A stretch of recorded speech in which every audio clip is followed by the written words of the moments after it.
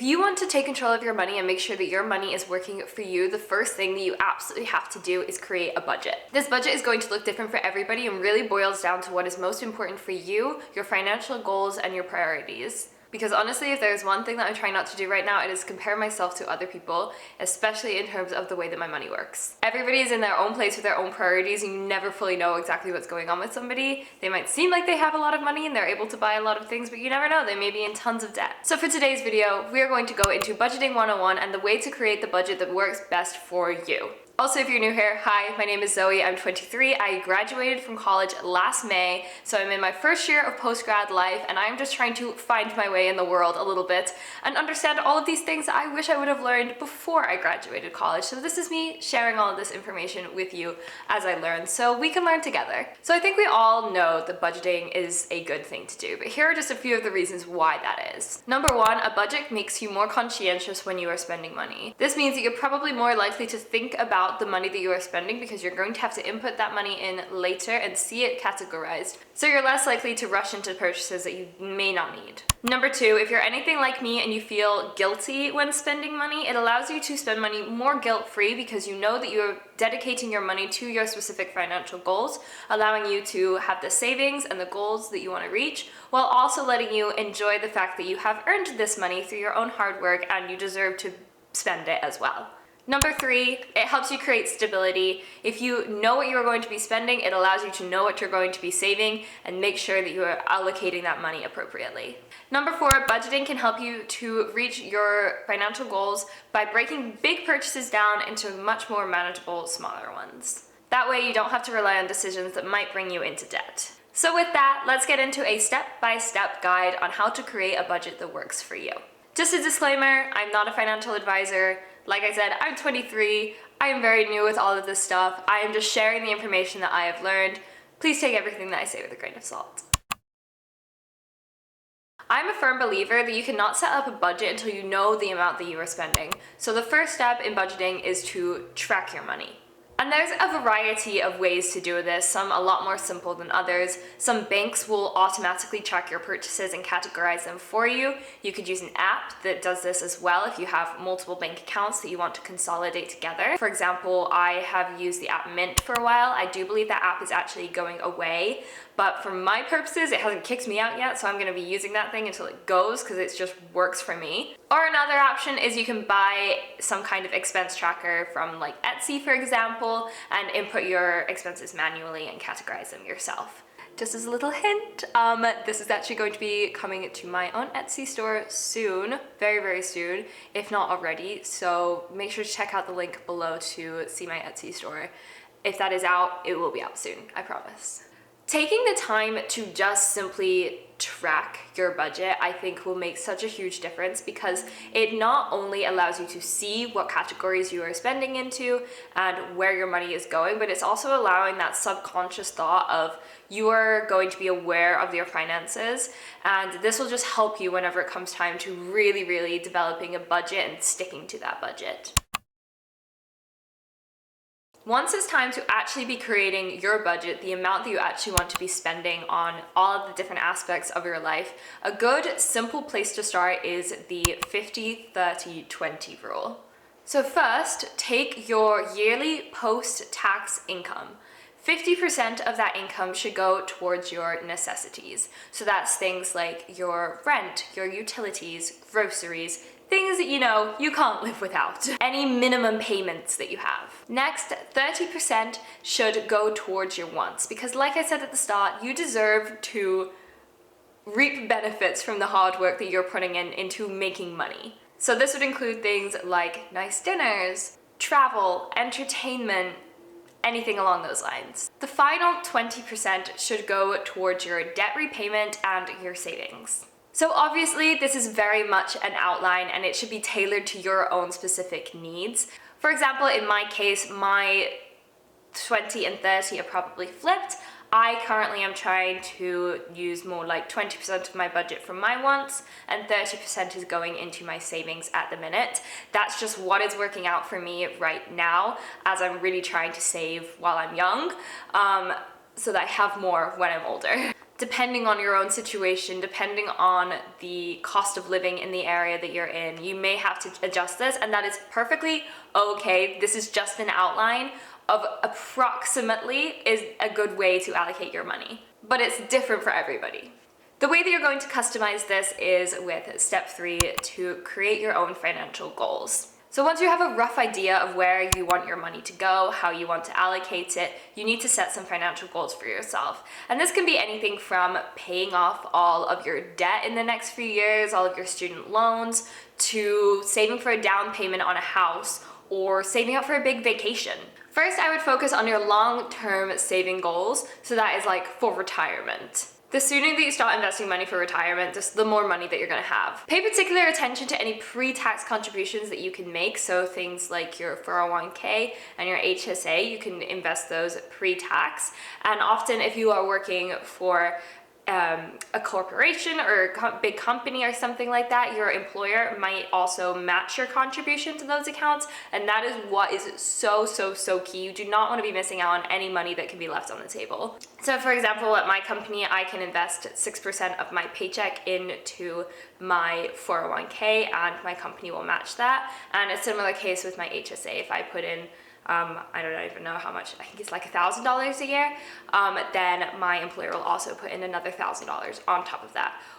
However, if I only invested $500, they would only give me $500, and I don't want to be missing out on that extra money if I don't have to be. So make sure that you know what your employer is offering you and if there are any benefits. After you have put money into your retirement, the next big goal that I would set has to do with lowering and repaying debt.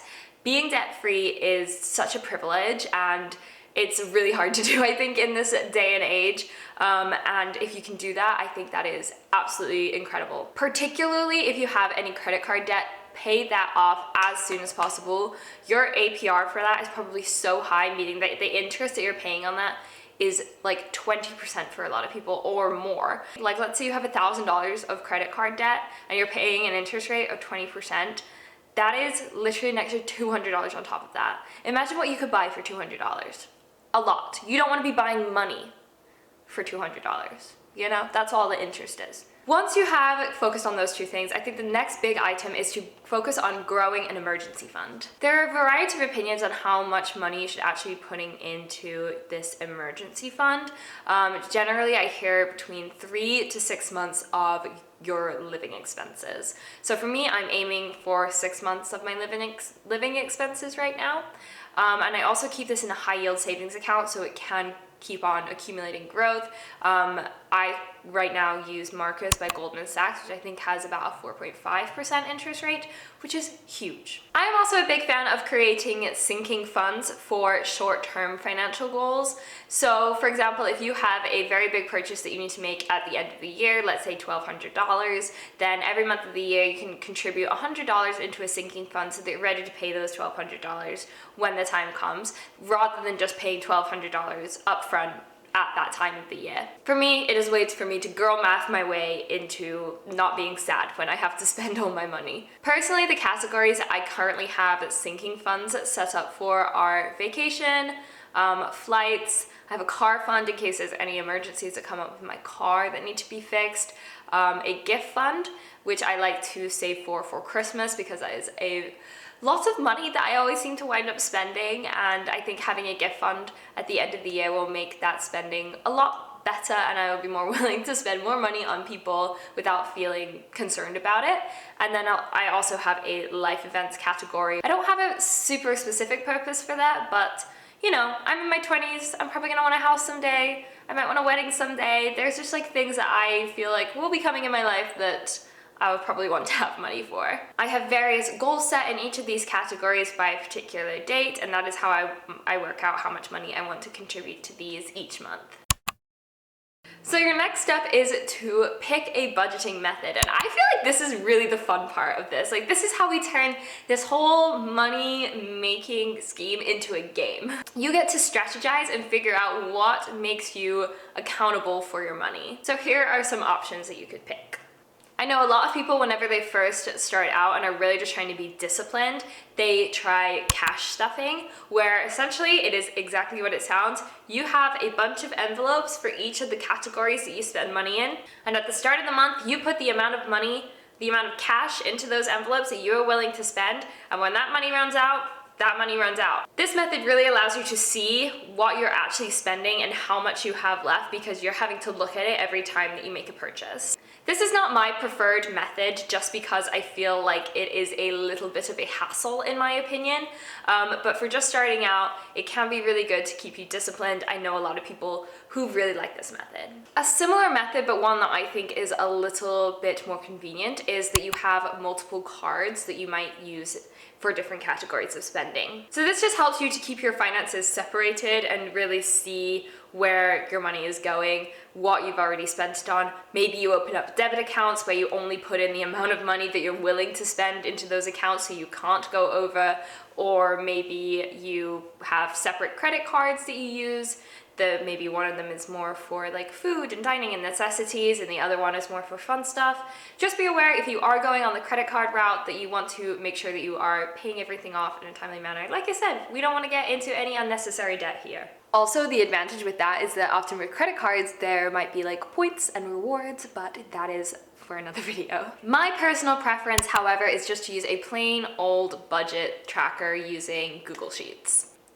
I'm going to walk you guys through how I use my budget tracker. This is a budget tracker that you can purchase on my Etsy store right now. It is available, so make sure to go check it out. It's $5. It's a great way to just get started with budgeting. So the very first tab is the overview tab. This has the instructions on how to use the budget tracker. It has a place for you to write in all of your bank accounts so that you can keep track of where all of your money is. And also this is a good way to just reconcile and see exactly how much you have in all of your accounts overall. Next, there is a monthly expenses category. So this is where you can put the expenses that you want to track every single month, so you can see at the end of the year how much you spend in every category.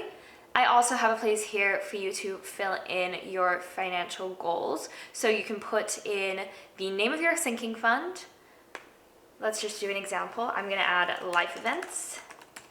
And then the starting amount, I don't have any in there right now. I would like to have, let's say, $10,000 in there by December of 2027. That's a lot of money, and I don't have any major life events anticipated right now.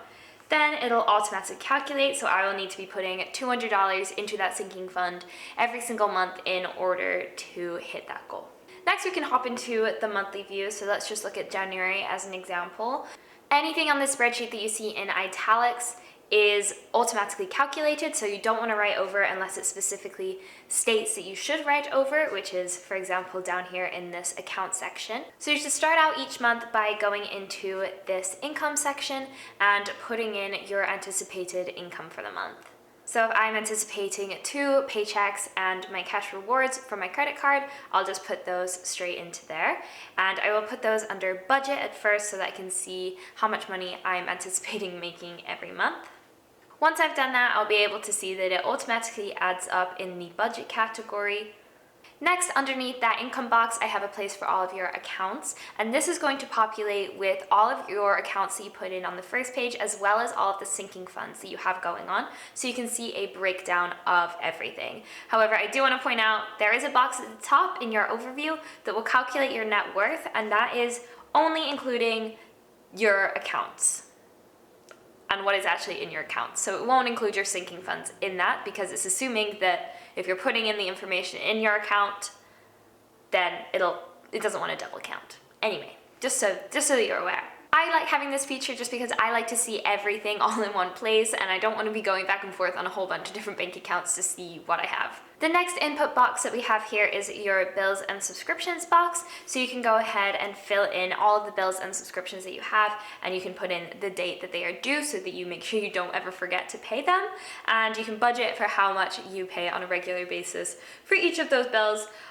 Personally, for things like utilities, I don't have a set amount, so I just budget an approximate number for those. Then there is a place to put in your sinking fund contribution.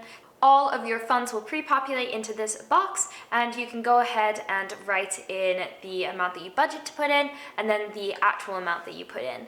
In case you're wondering, I personally will often budget a lot more higher amounts, but I will put money into this right at the beginning of the month. So let's say that I budgeted $500 to put in it. That would mean on January 1st, for example, since I'm looking at January, I would say I definitely want to be putting in at least $300 at the bare minimum. And that just gives me a little bit of wiggle room in case anything comes up, but I have already allocated those funds and I don't want to like touch them again. So this just gives you a few different levels of I'm absolutely committed to this versus there has to be a little bit of flexibility in this because you never know what's going to happen. And then finally, there is an expenses category here where you can see all of your expenses broken down and you can put in the budget that you have for each category. There are also a few different visuals on this page to just help you to see where you're at. So there is this first one that is just showing you how much money you have left to spend. So that's based off of what your final number is for your total budget. It's showing you how much of that you have already spent. Then we can compare the budget versus your actual just in this bar graph form. And then you can see your distribution of expenses here as well. I also have a distribution here to see your sinking funds contribution, so you can see visually exactly where all of your money and the majority of your money is going. So every single month you can redo this, you can put in and change it up however you need for each month. And as the month goes on, I would recommend filling this in probably like once a week, once every 2 weeks at the minimum, just so that you make sure that you actually know where your money is going. If you just do this on the first and the last of the month, then you're probably not going to be super aware of what's happening with your money, but by doing this more regularly, you should be able to keep better track.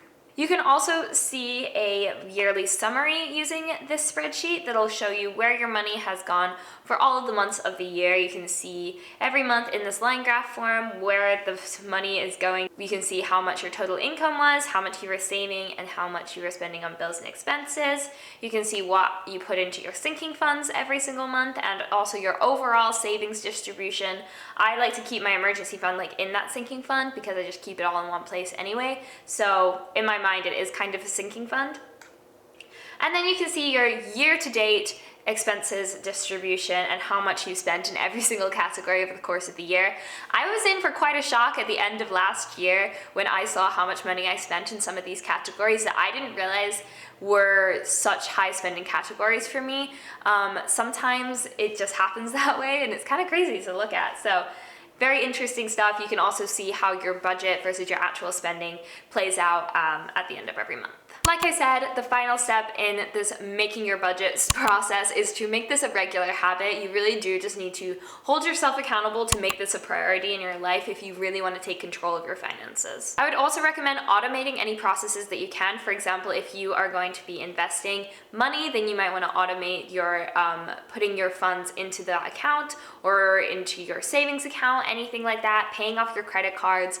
All of those things that you can do to make your life easier is very important. Just make sure you always have the right amount of money in all of the places you're doing any automatic funding from, because you don't want to get like overdraw or go over your limit and not pay, and you know what I mean.